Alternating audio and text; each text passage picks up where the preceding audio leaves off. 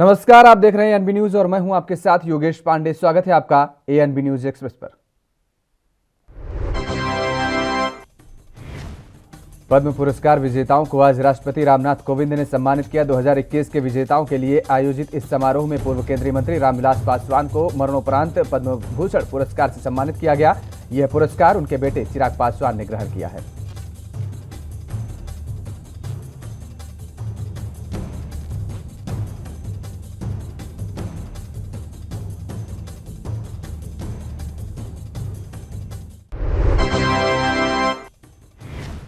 बता दें कि बीते दिन राष्ट्रपति रामनाथ कोविंद ने 2020 के लिए विभिन्न राज्यों के पद्म पुरस्कार विजेताओं को सम्मानित किया था और इस दौरान पूर्व केंद्रीय वित्त मंत्री अरुण जेटली, पूर्व केंद्रीय विदेश मंत्री सुषमा स्वराज और पूर्व केंद्रीय रक्षा मंत्री जॉर्ज फर्नांडिस को मरणोपरांत पद्म विभूषण से सम्मानित किया गया था।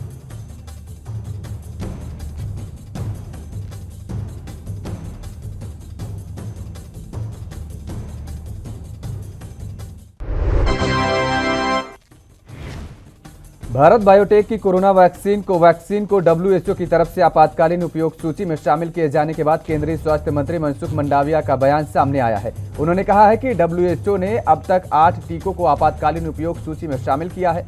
हमें खुशी है कि इनमें से 2 भारतीय टीके हैं, कोवैक्सीन और कोविशील्ड है। दुनिया के 96 देशों ने इन दोनों टीकों की मान्यता दी है।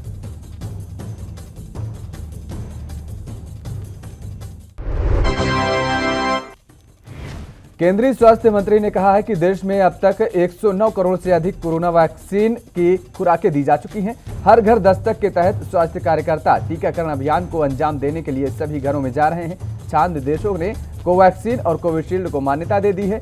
आप कोविन ऐप के माध्यम से सूची देख सकते हैं।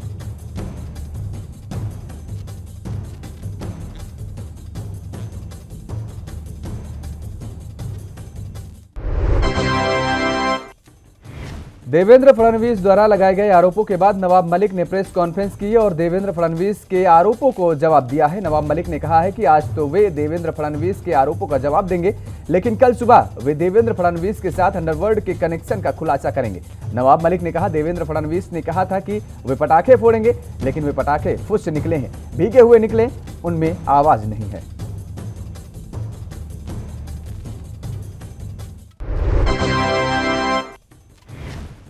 नवाब मलिक ने कहा, देवेंद्र जी ने आरोपों लगाए कि मैंने मुंबई बम ब्लास्ट के आरोपियों से जमीन खरीदी। मैंने या मेरी कंपनी ने जो भी डील की उसके सारे कागजात हैं।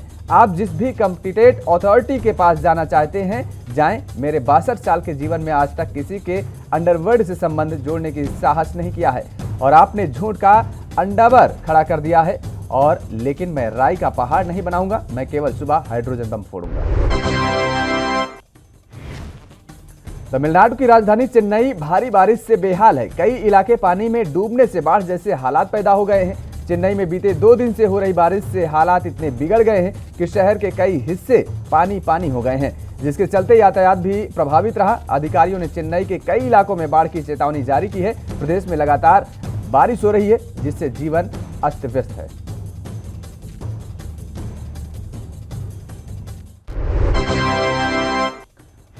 तमिलनाडु के मुख्यमंत्री एमके स्टालिन ने मंगलवार को बारिश से प्रभावित और जल जमाव वाले क्षेत्रों का दौरा किया। इस दौरान सीएम स्टालिन ने स्थिति का जायजा भी लिया और वर्तमान हालात की समीक्षा की। इसके साथ ही मुख्यमंत्री एमके स्टालिन ने बारिश से प्रभावित व जल जमाव वाले विभिन्न हिस्सों में पीड़ितों के बीच भोजन भी वितरित किया।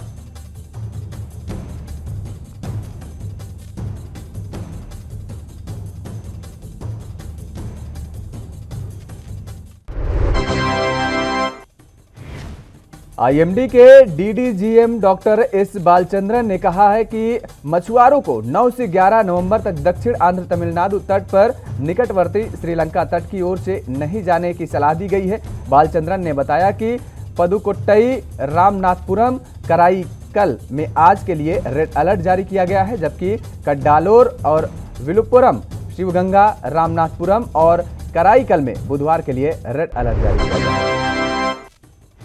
राष्ट्रीय राजधानी दिल्ली की हवा में प्रदूषण का स्तर बढ़ा हुआ है। दिवाली के पहले से ही जहरीली हवा में सांस लेने से लोगों को परेशानी का सामना भी करना पड़ रहा है। इस बीच आज यानी 9 नवंबर को दिल्ली की हवा में मामूली सुधार हुआ है। राजधानी की हवा अब गंभीर से बहुत गंभीर स्थिति में आ गई है।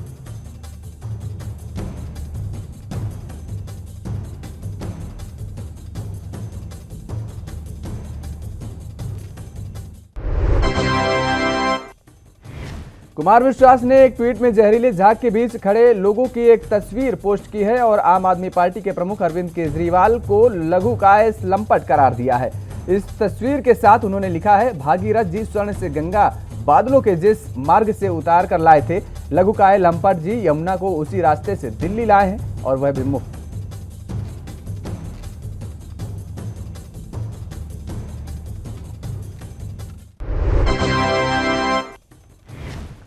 एमपी बीजेपी के प्रभारी पी मुरलीधर राव अपने बयानों को लेकर हमेशा सुर्खियों में रहते हैं। कुछ दिन पहले उन्होंने अपनी पार्टी के नेताओं को नालायक तक कह दिया था और अब उनका एक और बयान सामने आया है जिसे लेकर सियासी बखेड़ा शुरू हो गया है। उन्होंने भोपाल में बयान दिया है कि ब्राह्मण और बनिया समुदाय के लोग उनकी जेब में हैं, इसे लेकर वह कांग्रेस के निशाने पर आ गए हैं।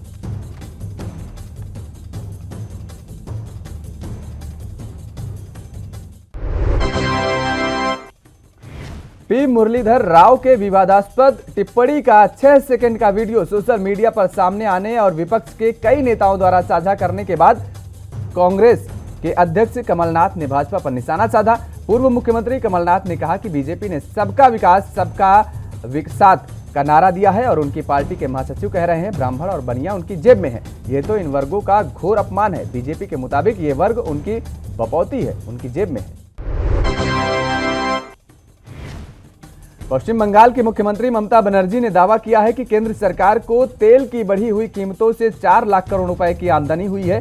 दीदी ने मांग की है कि केंद्र सरकार इस रकम राज्यों में बराबर बांटे। मुख्यमंत्री ने कहा कि केंद्र सरकार ने रसोई गैस, पेट्रोल और डीजल पर लगे कर से 4 लाख करोड़ रुपए की आमदनी की है। अब वे राज्यों से वैट की दरें कम करने को कह रहे हैं। राज्यों को पैसा कहां से मिलेगा?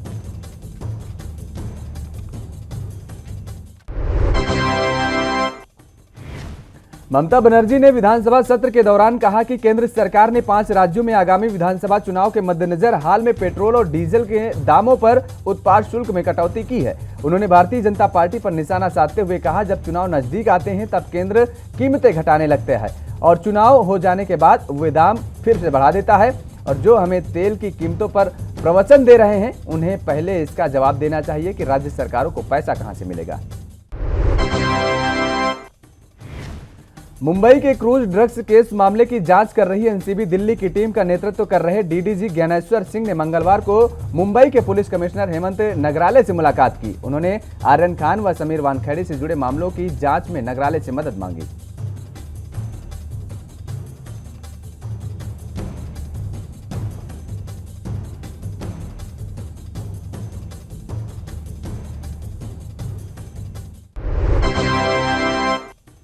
एनसीबी के उप महानिदेशक ज्ञानेश्वर सिंह ने सीसीटीवी फुटेज को लेकर भी नगराले से चर्चा की। उन्होंने बताया कि हम सोमवार को कुछ सॉफ्ट स्पॉट पर गए थे और प्रभाकर सेल से भी पूछताछ की गई है। उन्होंने कहा कि आज भी हम उससे पूछताछ कर रहे हैं। 2 और गवाहों का भी आने वाले दिनों में परीक्षण होगा।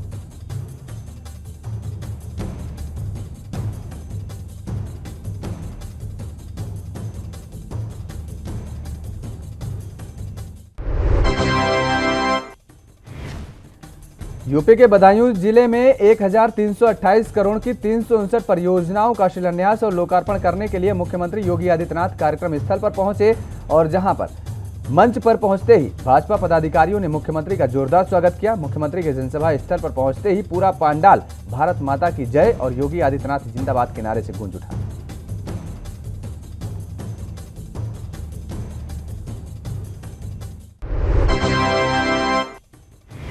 शाहजहांपुर में 269 करोड़ की योजनाओं का शिलान्यास और लोकार्पण करने के बाद मुख्यमंत्री योगी आदित्यनाथ ने कहा कि जिन योजनाओं का शिलान्यास हो रहा है उनका प्रशासन कार्यदायी संस्थाओं से समय से पूरा करना सुनिश्चित करे।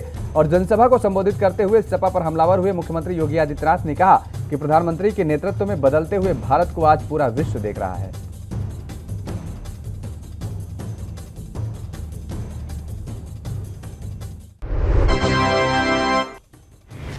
उत्तर प्रदेश में 2017 से पहले त्योहार शांतिपूर्ण नहीं मना सकते थे। हर त्योहार पर प्रदेश में कहीं न कहीं दंगे हुआ करते थे। आज हम शांति से त्योहार मना रहे हैं। पहले अयोध्या जाने से भी लोग घबराने लगे थे।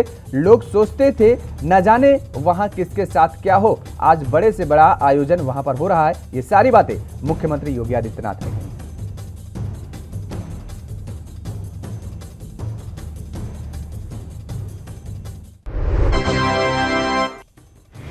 राज्यों के पास बढ़ते कोरोना टीके के स्टॉक के बावजूद घरेलू टीकाकरण की धीमी रफ्तार को देखते हुए सरकार अगले महीने से बड़े पैमाने पर कोरोना टीके का निर्यात खोलने पर विचार कर रही है।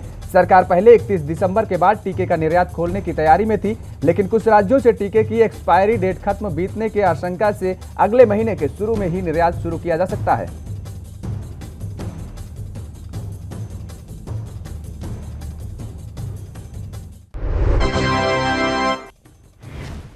यूपी के लखीमपुर खीरी मामले को लेकर प्रियंका गांधी ने एक वीडियो शेयर किया है। प्रियंका ने कहा है कि उच्चतम न्यायालय ने स्पष्ट कर दिया है, लखीमपुर खीरी केस में उत्तर प्रदेश सरकार की कार्रवाई सिर्फ अपराधियों को सुरक्षित रखने के लिए की जा रही है।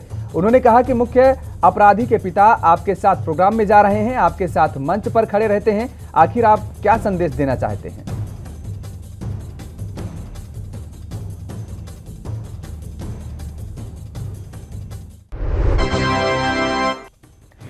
इलेक्ट्रिक कार की बिक्री को बढ़ाने के लिए सरकार हर संभव कोशिश कर रही है। फेम स्कीम के तहत इन वाहनों पर सब्सिडी दी जा रही है। हालांकि इसके बाद भी इनकी कीमत पेट्रोल और डीजल गाड़ियों के मुकाबले बहुत ज्यादा है।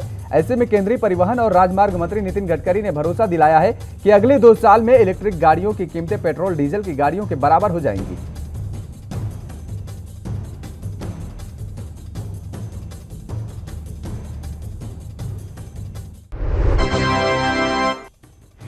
आईआरसीटीसी की ओर से शुरू की गई श्री रामायण यात्रा की पहली ट्रेन अयोध्या कैंट स्टेशन पर पहुंची। इस ट्रेन में भारत के विभिन्न प्रदेशों के 132 श्रद्धालु सवार थे।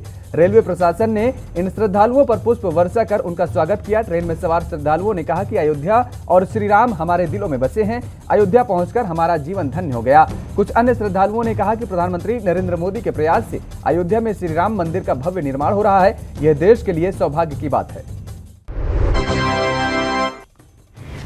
उत्तराखंड के मंगलौर में लेन देन को लेकर एक युवक की पीट कर हत्या कर दी गई। मामला मंगलौर कस्बे के मलकपुरा का है, जहां आरोपियों ने 19 वर्षीय जीशान की पीटकर हत्या कर दी है और इस घटना के बाद से परिजनों में कोहराम मचा हुआ है। आरोपी मौके से फरार बताए जा रहे हैं।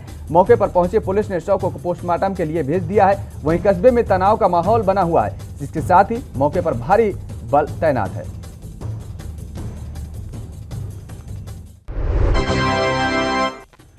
राफेल डील पर एक बार फिर आरोपों का सिलसिला शुरू हो गया है। कांग्रेस प्रवक्ता पवन खेड़ा ने प्रेस कॉन्फ्रेंस कर मोदी सरकार पर गंभीर आरोप लगाए हैं। कांग्रेस ने आरोप लगाया है कि मोदी सरकार में राफेल डील में भ्रष्टाचार को दफनाने के लिए ऑपरेशन कवर अप चल रहा है।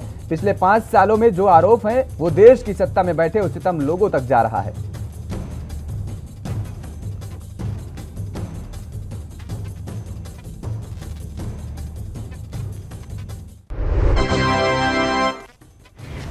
लखीमपुर मामले में सुप्रीम कोर्ट में सुनवाई हुई, जिसमें सुप्रीम कोर्ट ने कहा स्टेटस रिपोर्ट में कुछ भी नया नहीं है। हम जो उम्मीद कर रहे थे वैसा कुछ भी नहीं है। सुप्रीम कोर्ट ने कहा कि हम किसी दूसरे हाईकोर्ट के रिटायर्ड जज को जांच की निगरानी के लिए नियुक्त करेंगे। पीएल पुनिया ने कहा कि अब तो सुप्रीम कोर्ट ने कह दिया है कि हम इलाहाबाद के रिटायर्ड जज से नहीं बल्कि पंजाब हरियाणा के रिटायर्ड जज से जांच कराएंगे।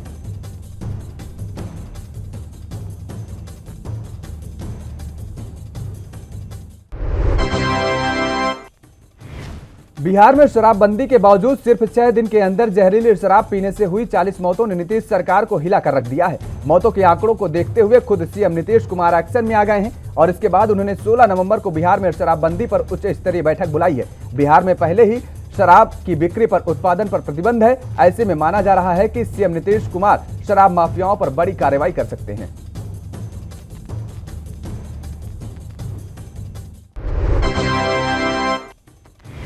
बीजेपी प्रवक्ता संबित पात्रा ने कांग्रेस पार्टी को घेरते हुए कहा कि कोई 2-4% का घोटाला नहीं हुआ बल्कि पूरे 40% का कमीशन की बात हुई है। संबित पात्रा ने कहा कि यह बहुत बड़ी साजिश थी। उन्होंने कहा कि बहुत बड़े पैमाने पर भारत में कमीशन दिया गया। पूरा मामले में कमीशन एजेंट सुसेन गुप्ता है। पात्रा ने कहा कि कांग्रेस और राहुल गांधी ने इतने सालों तक जो भ्रम फैलाया है, आज ये खुलासा हुआ है कि यह घोटाला यूपीए सरकार में हुआ है। और यहां रुकते हैं एक छोटे से ब्रेक के लिए। ब्रेक के बाद फौरन हाजिर होते हैं।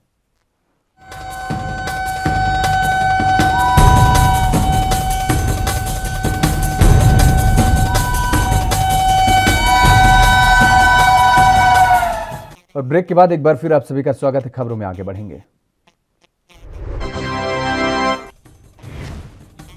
यूपी के चंदौली में सड़क हादसा देखने को मिला है। पिकअप वाहन ने सवारी से भरी ऑटो में जोरदार टक्कर मार दी है और इस हादसे में ऑटो में सवार 65 वर्षीय महिला की मौत हो गई है और एक युवक गंभीर रूप से घायल हो गया है। वहीं इस घटना के बाद दुग्ध वाहन चालक को पुलिस ने गिरफ्तार कर लिया है।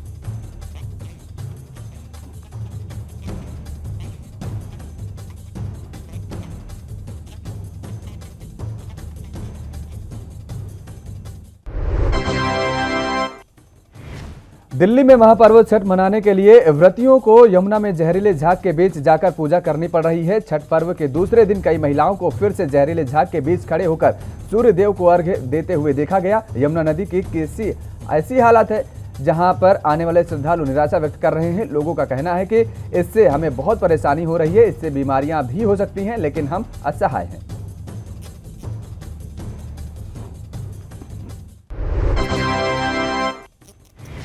पश्चिम बंगाल में नेता प्रतिपक्ष शुवेंदु अधिकारी ने राज्य की सीएम ममता बनर्जी पर जमकर हमला बोला है। दरअसल राज्य में पेट्रोल डीजल के दाम कम न करने को लेकर शुवेंदु अधिकारी ममता बनर्जी पर बरसते नजर आए हैं। उन्होंने कहा कि ममता ने राज्य की अर्थव्यवस्था खराब कर दी है। राज्य की स्थिति बेहद ही गंभीर है। कोई नई इंडस्ट्री यहां पर नहीं आई है। पिछले 10 साल से यहां कोई नई इंडस्ट्री नहीं लग पाई है।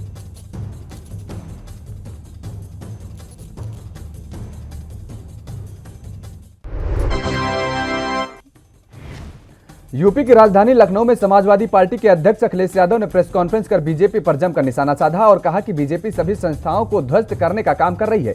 बीजेपी के फैसले संस्थाओं को खत्म कर रहे हैं। इसके साथ ही कहा कि 2022 के चुनाव में बीजेपी को हराकर खत्म हो रही संस्थाओं को रोकने के लिए बदलाव होना जरूरी है।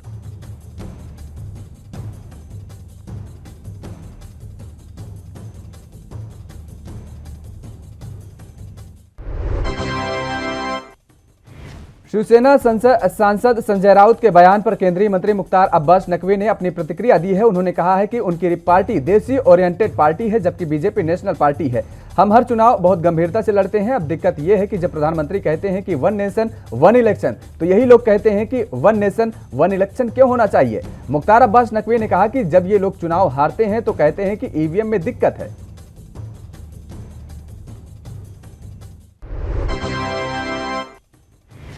छठ के महापर्व पर दिल्ली में यमुना की लहरों पर जहरीले केमिकल और झाग की तस्वीरें सामने आने के बाद सियासत गर्मा गई है। बीजेपी ने यमुना ने कई हालातों को लेकर जहां आम आदमी पार्टी को जिम्मेदार बताया है, वहां आप इसका ठीकरा बीजेपी पर ही फोड़ दिया है। दिल्ली जल बोर्ड के उपाध्यक्ष और आप नेता राघव चड्ढा ने यमुना में बढ़ते जहर के लिए यूपी और हरियाणा की बीजेपी सरकार को जिम्मेदार ठहराया है।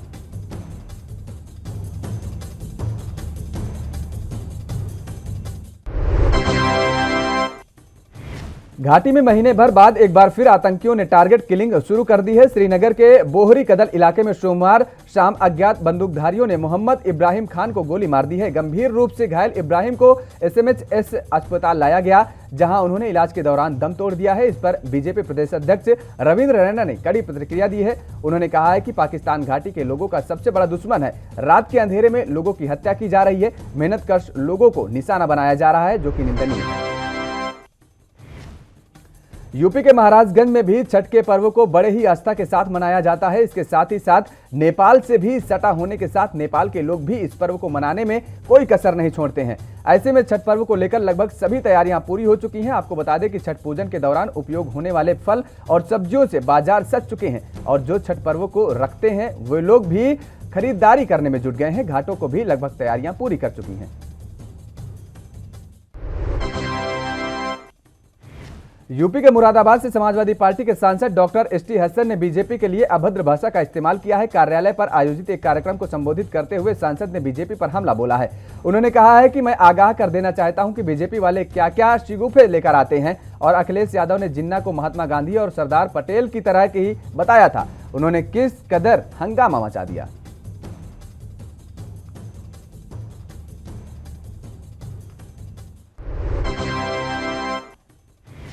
छत्तीसगढ़ सीएम भूपेश बघेल दुर्ग जिले के पाटन विकासखंड में आयोजित होने वाले मड़ई मेले में पहुंचे। इस मौके पर लोगों को संबोधित करते हुए सीएम भूपेश बघेल ने कहा कि मैं अपार जनसमूह देख रहा हूं जो मेले मौजूद है। काफी समय के बाद इस इलाके में ये बड़ा मेला आयोजित हुआ है। लोगों की भीड़ अपार खुशी को देखकर बहुत हर्षित महसूस कर रहा हूं। इसके साथ ही सीएम बघेल ने कहा कि सरकार की कृषि समर्थक नीतियों की वजह से जो लोगों के चेहरे पर रौनक आई है, किसानों को जो राहत सरकार ने प्रदान की है वो निरंतर जारी रहेगी।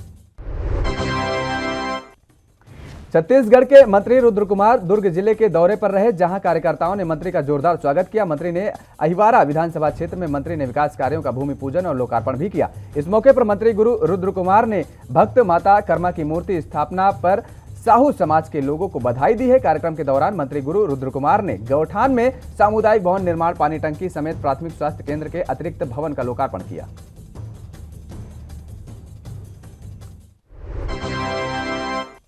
छत्तीसगढ़ के मुख्यमंत्री भूपेश बघेल ने झीरम घाटी मामले में चल रही जांच पर सवाल उठाते हुए कहा कि आखिर किसे बचाया जा रहा है। उन्होंने कहा कि कोई न कोई षड्यंत्र है जिसे छुपाने का प्रयास किया जा रहा है। सीएम भूपेश बघेल ने कहा कि हम तो केवल न्याय की बात कर रहे हैं। झीरम मामले की जांच कर रही एनआईए अभी किसी नतीजे पर नहीं पहुंची है। सीएम ने कहा कि हमने एनआईए से कहा है हमें दस्तावेज दे दे, हम जांच करा लेंगे, लेकिन हमें जांच करने नहीं दे रहे और न ही खुद कर रहे हैं।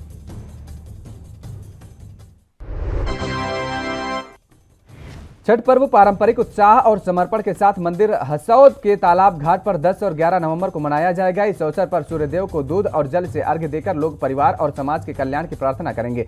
आपको बता दें कि रायपुर देश के एक ऐसा शहर है जहां पूर्व, पश्चिम, उत्तर और दक्षिण भारत की सांस्कृतिक झलकियां अलग अलग समय में देखने को मिलती हैं।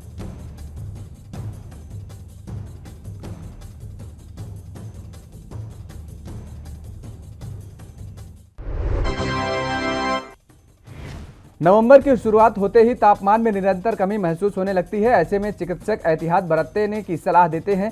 ठंडक बढ़ने के साथ ही निमोनिया जैसी संक्रमित बीमारियों का खतरा भी बढ़ जाता है। मुख्य चिकित्सा अधिकारी डॉक्टर मीरा बघेल ने बताया कि ऋतु परिवर्तन का सबसे ज्यादा असर नवजात शिशुओं और बुजुर्गों पर पड़ता है।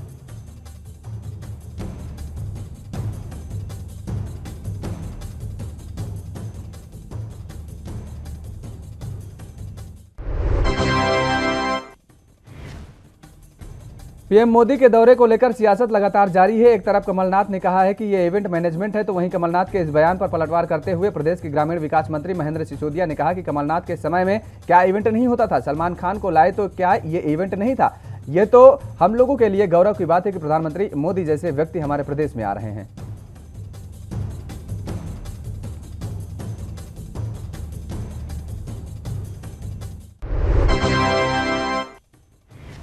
केंद्रीय मंत्री ज्योतिरादित्य सिंधिया ने आज कलेक्ट्रेट में ग्वालियर के विकास कार्यों की समीक्षा की। इस दौरान ग्वालियर के पर्यटन को बढ़ावा देने के लिए एक ड्राफ्ट तैयार किया गया। नागरिक उड्डयन मंत्री ज्योतिरादित्य सिंधिया ने पर्यटन को सहेजने और बढ़ावा देने के लिए 9 सूत्र बताए। उन्होंने कहा कि इन्हीं 9 थीम के आधार पर ग्वालियर का पर्यटन को बढ़ावा दिया जाएगा और ग्वालियर विश्व पर्यटन के नक्शे पर अपनी प्रभावी उपस्थिति दर्ज करा सकेगा।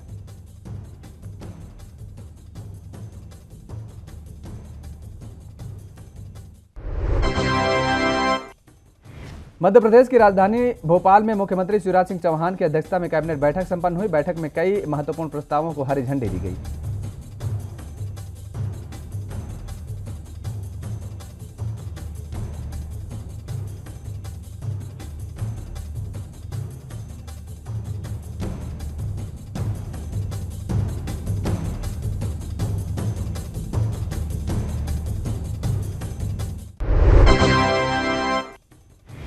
उत्तराखंड आम आदमी पार्टी ने राज्य स्थापना दिवस के मौके पर सभी विधानसभाओं में 21वां स्थापना दिवस मनाया। इसके साथ ही 21 साल में प्रदेश का समुचित विकास न होने पर बीजेपी और कांग्रेस को बराबर का दोषी मानते हुए आक्रोश भी प्रकट किया।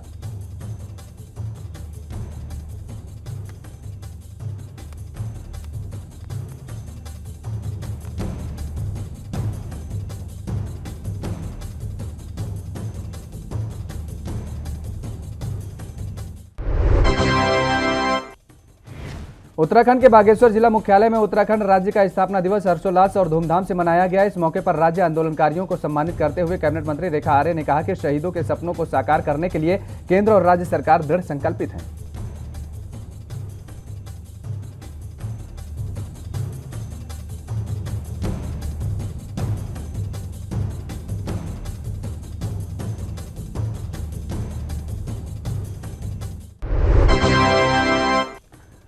उत्तराखंड में आम आदमी पार्टी के नेता कर्नल कोठियाल ने प्रेस वार्ता की। इस दौरान कोठियाल ने दोनों राजनीतिक पार्टियों पर सवाल उठाए। उन्होंने कहा कि 21 साल में दोनों पार्टियों ने राज किया है, लेकिन हालात आज भी बद से बदतर है। उत्तराखंड के विकास के लिए दोनों पार्टियों के पास कोई विजन और नीति नहीं है।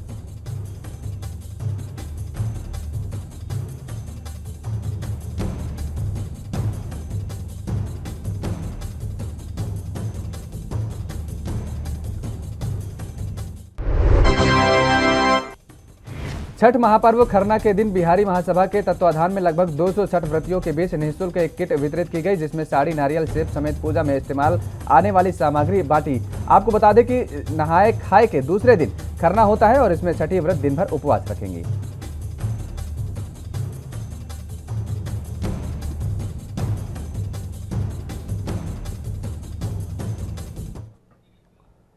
एएनबी न्यूज एक्सप्रेस में फिलहाल मेरे साथ इतना ही। देश और दुनिया की तमाम खबरों के लिए आप बने रहिए एएनबी न्यूज के साथ।